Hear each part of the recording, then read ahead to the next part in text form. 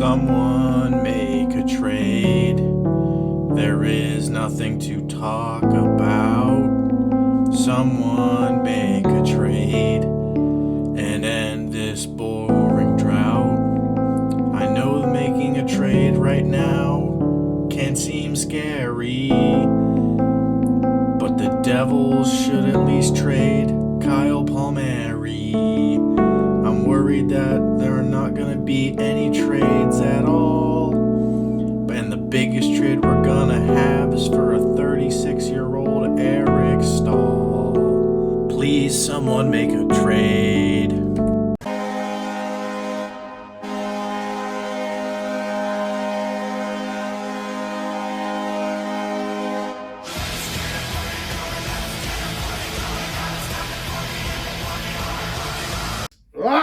This is the first ever video where I've recorded where the game's still happening. I can still react to it. Pooey. The game's still going on. There's 7 minutes and 15 seconds left in the third period right now. It's 8-3! The Penguins have given up 15 goals in the last 2 games. 15! Including 8 in this one. Someone's fighting right now. Aston-Reese is in it with Trouba.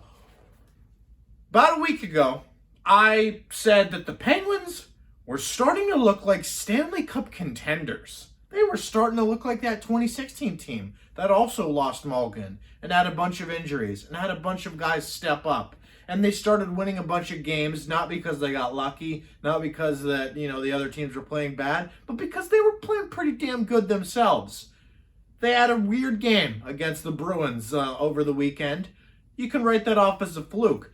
But it's 8-3 right now. And this game, as Seth Rohrabaugh said on Twitter, great source for Penguins coverage, follow him if you haven't already. He said, and I quote, "This game is on crack." And I couldn't have said it better myself. The little intro there, the little song intro that I had on Twitter today, I thought that would be like a nice little fun intro that I could do for this game, and then like the Penguins would win, or even if they lost, like 3-2 or something, I could still, like the main topic I could talk about would be the trade deadline, which is happening a week from yesterday. So, that would be a little exercise. But instead, I'm here watching the Penguins get scored on 8 times by the New York Rangers, who are a good and talented team, but 8 goals.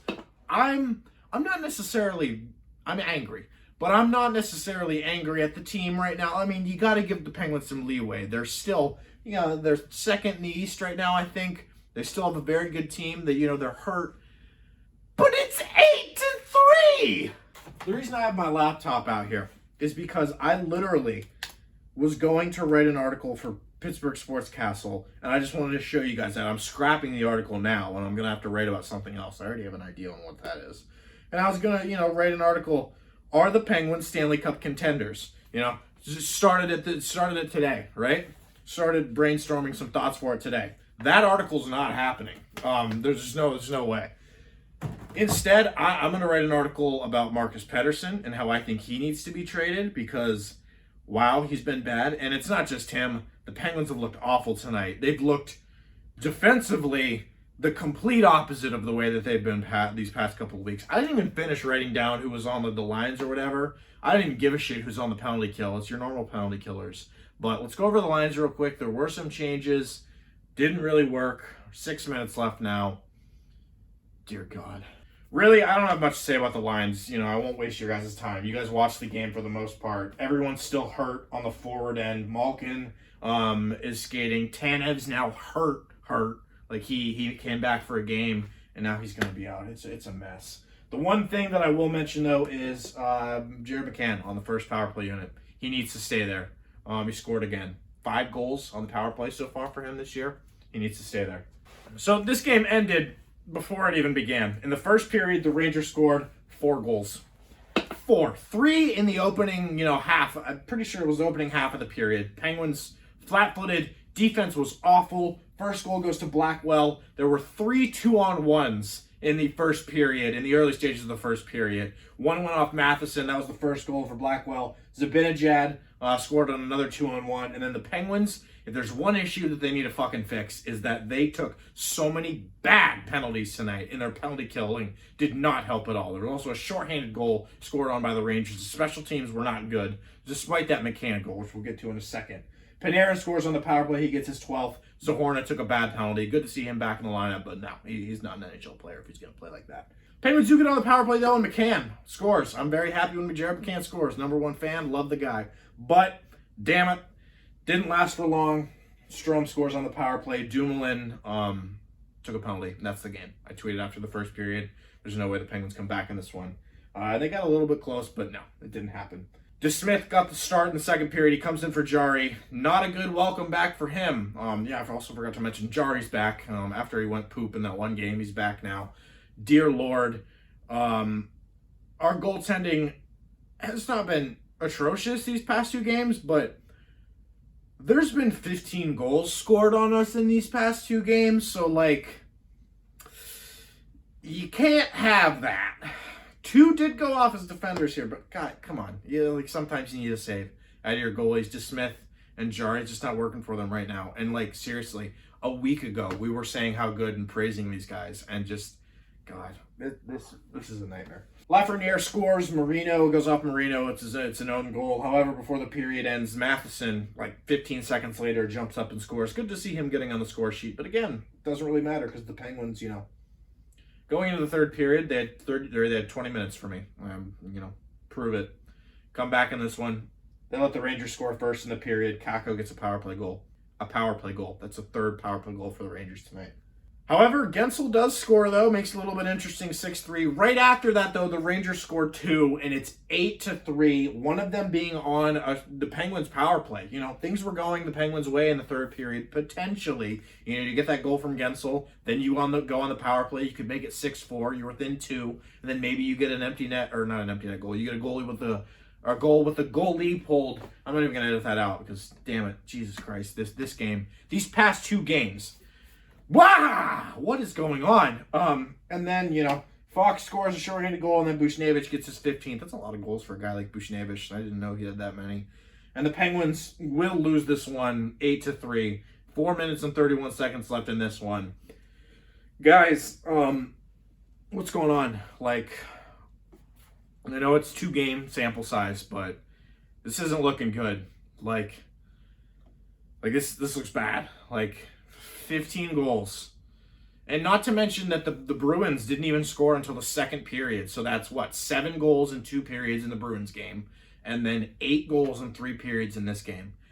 Defensively, the Penguins look lost. They look pretty good in the offensive zone if they're able to get the puck down below the net. Crosby and Rust and Guentzel and McCann and their line, they can cycle. They just can't play defense. John Marino, despite last week, he had a great couple of games. John Marino looks back to what he looked like in the early stages of the season. He looks awful. That Pettersson Marino pairing is terrible. And I'm going to write an article tomorrow now about Marcus Pettersson and how I think it's time for him to go. Especially with the cap hit that he has now that we brought in Matheson, who's also making over $4 million. Pettersson, man, is not cutting it for the Penguins. He's getting paid way too much money to be on the ice for all these goals against. It's really saddening and the Penguins have guys to replace him though as well. Though they got Ricola, Weedle, Joseph. They can slide in the lineup as well. But damn it, the Penguins look lost defensively. That's my analysis of this game. What else do you want me to say? The 43 shots. Penguins have 43 shots tonight. They're not bad offensively. They got 3 goals. Power play goal. You've given up 8. 8! So again, I didn't even plan on making this video, obviously, or I planned on making this video as a PFR, but I didn't plan on making it like this, where I'm so angry because the Penguins got scored 8 goals on. What I did plan was talking about the trade deadline, and I went over the TSN's trade bait board and that little sketch I had, that little stupid song. It's very cringy, I know, but I don't know. It was fun to make. 3 stars of the night before we get into the trade deadline chat. Bob Airy. These are my 3 stars. I can do whatever the hell I want with them. Bob Airy He was very, he's always looking on the bright side. He's a glass half full type guy where, he's like, oh, the Penguins could still be in this one. They're down 6-2. The Penguins are still, he's probably saying it right now with 2 minutes and 12 seconds left in the game. He's probably like, the Penguins could still be in this one. Good for him, but no, it's not going to happen. Adam Fox, man, he's good. He's probably the most underrated defenseman in the National Hockey League. He gets a star from me. And then, fuck it, the entire Rangers team, they beat the Penguins tonight. Beat them tonight. You couldn't keep it like that, but whatever. Brian Dumoulin just scored. He jumped up on the play, and he stuffed one in. Good for him. You don't get scored on by Brian Dumoulin. It's Radim Zohorna making that play. Okay. I like seeing that. It's 8-4, though. Anyways, trade deadline. These are the 1, 2, 3, 4, 5, 6, 7, 8, 9, 10, 11, 12, 13, 14. These are 15 names from the trade deadline, and I did names. I don't know if you've ever been on the TSN's trade bait board. They also have, Chicago's cap space, Toronto's top prospect. I just put the names on this one. I'm not saying any of these names would be coming to the Penguins. I just wanted to go over, trade deadlines not too far away. In that opening skit I had and the little song, there's nothing going on. Seriously, Vinny Hinostroza got traded. Leave a comment down below if you know who Vinny Hinostroza is. Because right now, there's a drought, really. Obviously, COVID is a thing, and I don't know, there's not going to be a lot of trades this year. But damn it, I like trades. I like hockey trades. Even if the Penguins don't make them, I'm still an NHL fan. I love it when Patrick Laine gets traded in a huge blockbuster. That's interesting to me. So here are the top 15 names on the trade deadline board for TSN, the trade bait board, whatever you want to call it. And I'll just go over my picks. I'm not an analyst. I don't know. I just thought this would be the sketch that I would do tonight. Instead, the Penguins lost this one 8-4. Dear Lord. Give me 1 second. So, David Savard out of Columbus. Right-handed defenseman, a little over $4 million. No need for the Penguins. I'll go over, here's what I'll do. I'll go over every name here. I'll go over if the Penguins have an interest, and if not, which team I could see them fitting in. So, David Savard, pretty mediocre defenseman from, you can help your team. I'm not going to go over hypothetical trades. I'll just go over what team I could see him on. I could see him on the Winnipeg Jets. The Winnipeg Jets needed defenders, especially after, that whole fiasco a couple years back where everyone left on the blue line. They've been able to patchwork it, but, Savard could add at the deadline. The Jets will definitely make the playoffs, and they could, potentially go on a run. Kyle Palmieri in New Jersey, I'll put money on this. He's going to the Islanders. The Penguins could have interest, but I don't see that necessarily being a fit. He's making over $4 million as well. Lou Lamoriello and the connection that he has with the Devils and the Islanders, I see it fitting there. Kyle Palmieri's going to the Islanders, especially with the Islanders losing Anders Lee. It's going to happen. Taylor Hall. Penguins don't have interest, despite, how amazing that would be. Even though I'm not really a big Taylor Hall fan. I did that whole April Fool's video on him because, I don't know, I think he's overrated. However, there has been rumors that Taylor Hall could be going to St. Louis. That's my pick right now. I don't know how. I don't know why, because St. Louis, no offense, Mason, they suck right now. But yeah, I don't know. I really don't know where Taylor Hall could go. No one wants him. He's used goods, and every team he's on. Nick Foligno, don't see him getting traded. I see him staying in Columbus. Jonathan Bernier, Philly. Philly needs a goalie because Carter Hart's not good. Bernier, Penguins have no interest in him as well, or Foligno for that matter. I could see Bernier going to Philly. His name's been linked there, and Philly's going to add another patchwork goalie, only to miss the playoffs. Luke Glendening. Penguins could have some interest in Luke Glendening. He's kind of cheap, but he's not that good. He's not. He's a mediocre forward. I really don't know. A team that needs a forward he could go to. Florida has some injuries there. He can go there. These next two, Mikael, Granlund, and Scott Laughton, I don't see them getting moved, especially Scott Laughton. He's very valuable to the Flyers. And then now with the Predators being, good again, Granlund, I don't see him getting traded. Also on that same note as Mattias Ekholm, don't see him getting traded. Maybe next year. He still has another year left on his deal. And as far as those three names, the Penguins could be interested in Scott Laughton, but don't see a Philly-Pittsburgh trade happening at all, especially with Ron Hextall as your GM. Josh Manson, this is an interesting one. The Ducks are listening to offers on him right now. I could see him going to Boston. Boston, obviously, another team that's lost a bunch of their defenders. Krug left, Char left, and they got McAvoy there and Carlo really as the only guys there take over that D-core. I could see Josh Manson going there. Anaheim and Boston, they've traded a lot in the past. They got the Casa trade and the Backus trade a couple years ago. I could see that being a potential fit. Chris Driedger, not a big name at all, but, is a depth goalie because Spencer Knight just got signed by the Florida Panthers, and they also have Samuel Montembeault, and then, of course, Sergei Bobrovsky. And the Panthers are pretty damn good this season, so they could, they could shed a guy like Driedger. How about Colorado? Because Colorado, as much as Grubauer's been great, they could probably use some goaltending depth there as well, and Colorado could easily win the Stanley Cup this year. So Chris Driedger, future Stanley Cup champion with Colorado Avalanche.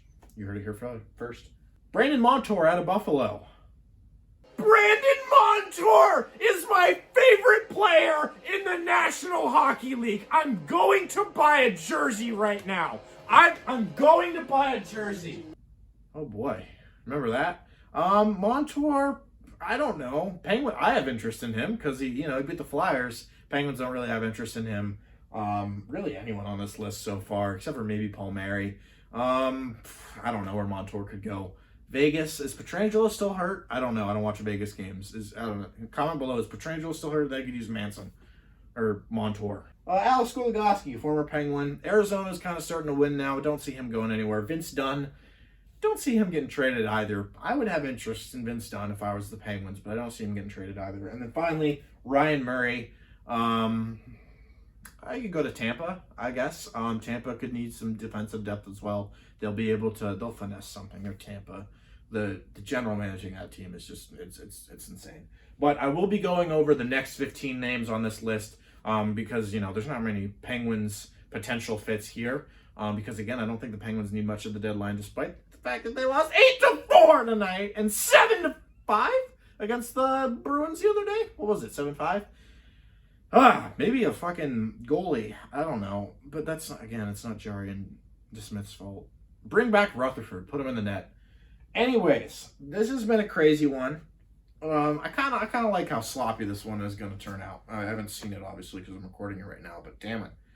This has been 2 games that have been, as Seth Rohrabaugh has said, on crack. Whoa.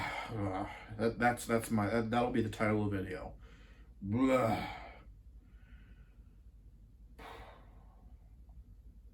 That is it for this one. Thank you all for watching. Like, comment, subscribe.